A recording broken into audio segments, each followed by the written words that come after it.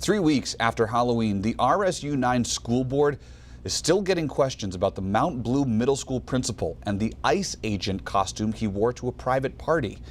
At a school board meeting last night, some people said they wanted to move on from the issue, while others say they want answers first. Here's News Center Maine's Pearl Small. What you may have done behind closed doors may or may not be enough to adequately deal with the problem.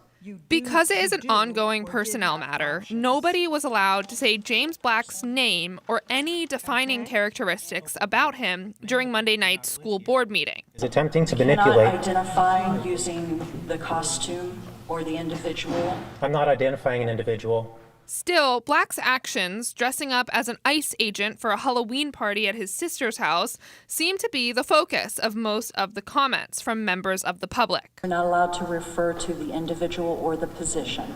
Many of them criticized the school's policy that wouldn't allow them to name Black, and also won't allow them to know if he is facing any repercussions for his actions. I see damage that was done and people that were hurt. What I have yet to see is the repair.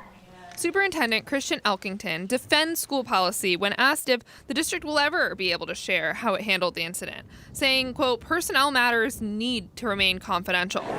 However, many people at the meeting called for the board to change those policies and make them more transparent.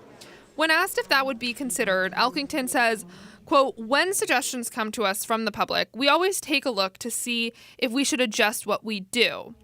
But another group of people present at the meeting told the committee not to give in to the pressure. The real issue is not a Halloween costume. It's about infringing on our First Amendment rights. Black's mother was one of the speakers. She accused people in the community of overstepping. Others spoke to his character, which they believe is being misinterpreted. My kid loves his principal. Why are the kids not here? Has anybody asked the kids if they even want him removed?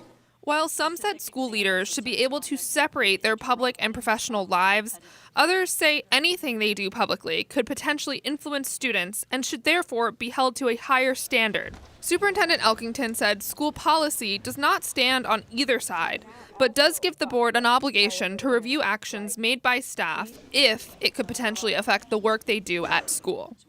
In Farmington, Pearl Small, News Center, Maine.